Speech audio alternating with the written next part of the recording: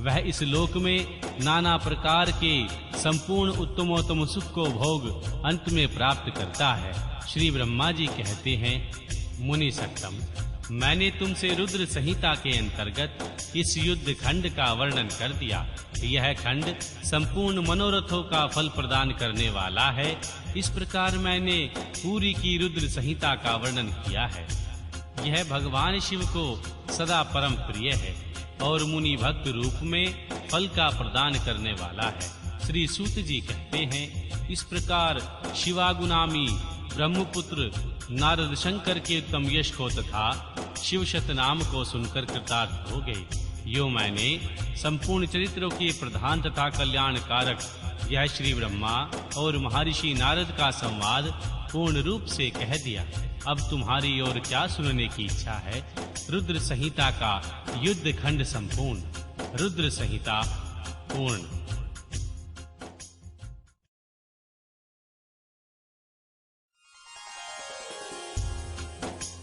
अध्याय 59। शतरुद्र संहिता। भगवान शिव के सघोजात वामदेव, तत्पुरुष, अघोर और ईशान नामक 5 अवतारों का वर्णन, जो परमानंदमय है, जिनकी लीलाएं अनंत हैं, जो ईश्वर के भी ईश्वर, सर्वव्यापक महान गौरी के प्रियतम तथा स्वामी कार्तिक और श्री विघ्नराज गणेश को उत्पन्न करने वाले हैं, उन आदि देव शंकर जी की मैं वंदना करता हूँ। श्री शौनक जी ने कहा, महाभाग सूत जी, आप तो पुराण कर्ता व्यास जी के शिष्य हैं, ज्ञान और दया की निधि हैं। अतः अब आप भगवान शंभु के उन अवतारों का वर्णन कीजिए, जिनके द्वारा उन्होंने सत्य पुरुषों का कल्याण किया है। श्री सूत जी बोले, हे शौनक जी, आप तो मननशील व्यक्ति हैं। अतः अब मैं आपसे भगवान शंकर के उन अवतारों का वर्णन करता हूँ। आप अपनी इंद्रियों को वश में करके भक्ति पूर्वक मन लगाकर उनको सुनिए। मुने, पूर्व काल में श्री सनत कुमार जी ने नंदीश्वर जी से, जो सत्य पुरुषों की गति तथा शिव स्वरूप ही हैं, यही प्रश्न किया था। उस समय नंदीश्वर जी ने भगवान शिव का स्मरण करते हुए उन्हें ये उत्तर दिया था।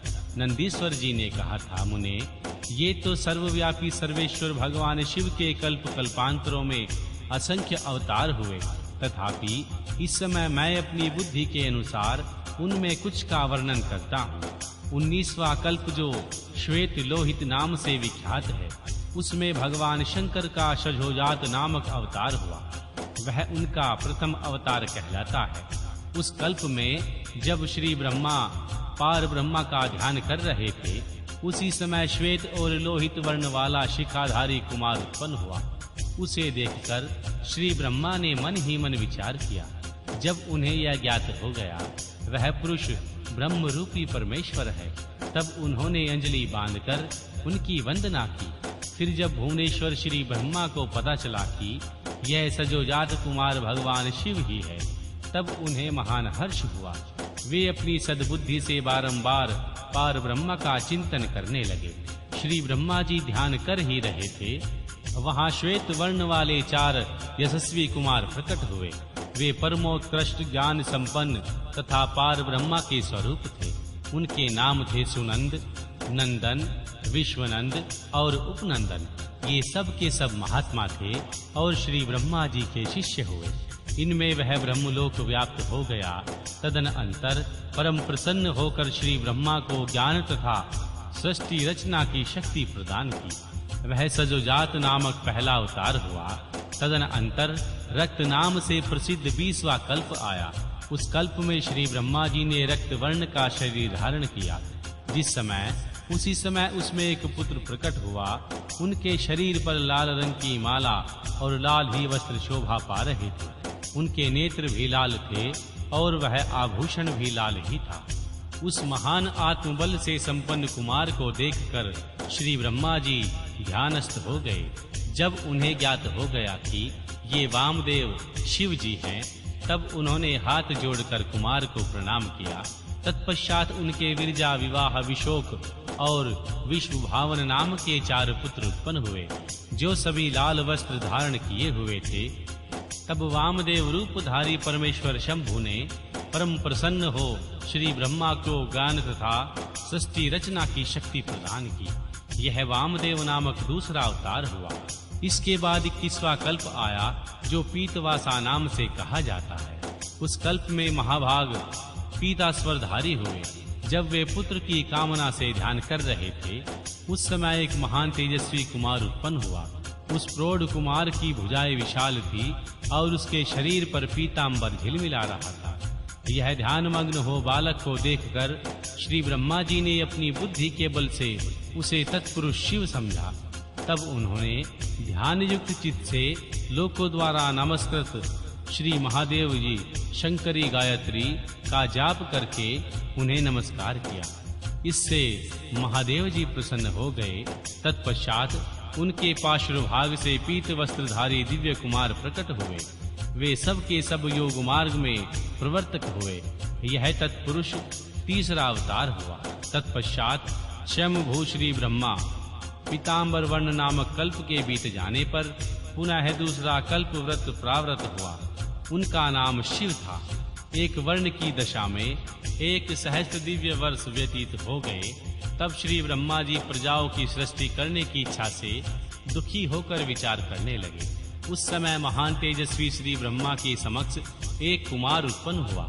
उस महापराक्रमी बालक के शरीर का रंग काला था। वह अपने तेज से उद्दीप्त हो रहा था तथा काला वस्त्र, काली पगड़ी और काला यज्ञोपवीत धारण किए हुए था। उसका मुकुट भी काला था और स्नान के पश्चात अनुलेपन चंदन भी काले रंग का ही था। भयंकर पराक्रमी महान मनस्वी देवेश्वर अलौकिक कृष्णलिंगल पीर्ण वर्ण वाले अघोर को देखकर श्री ब्रह्मा जी ने उनका वंदन किया।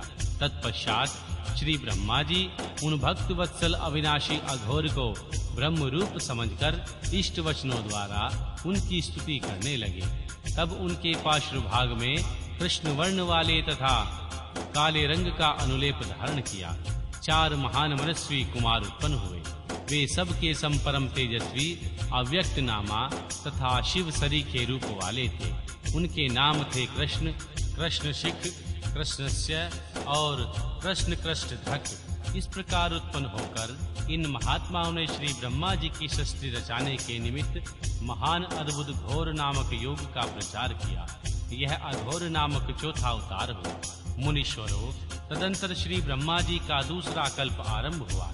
वह परम अद्भुत था और विश्वरूप नाम से विख्यात था। उस कल्प में श्री ब्रह्मा जी के पुत्र की कामना से मन ही मन भगवान शिव का ध्यान कर रहे थे। उसी समय महान सिंहनाद करने वाली विश्वरूपा सरस्वती प्रकट हुई तथा उस प्रकार परमेश्वर भगवान ईशान का प्रादुर्भूत हुआ, जिनका वर्ण शुद्ध स्फटिक के समान उज्जवल था और जो समस्त आभूषणों से विभूषित थे।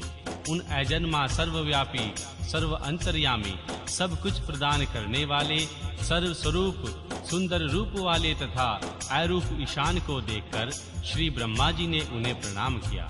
तब शक्ति सहित विभु ईशा ने भी श्री ब्रह्मा को सन्मार्ग का उपदेश देकर 4 सुंदर बालकों की कल्पना की। उन उत्पन्न हुए शिशुओं का नाम जटी मुंडी, शिख मुंडी और धर्म मुंड के योगा अनुसार सधर्म का पालन करके योग गति को प्राप्त हो गए।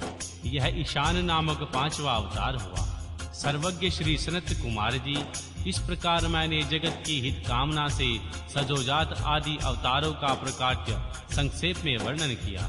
उनका यह सारा लोक हितकारी व्यवहार यथार्थ तथ्य रूप से ब्रह्मांड में वर्तमान है। महेश्वर की ईशान पुरुष घोर वामदेव और ब्रह्मा, ये 5 मूर्तियां विशेष रूप से प्रसिद्ध हैं। इनमें ईशान जो शिव स्वरूप है तथा सबसे बड़ा है, वह कहा जाता है, वह साक्षात प्रकृति के भोक्ता क्षेत्रज्ञ में निवास करता है। भगवान शिव का दूसरा स्वरूप तत्पुरुष नाम से विख्यात है। वह गुणों के आश्रय रूप तथा भोग्य सर्वज्ञ में अधिष्ठित है।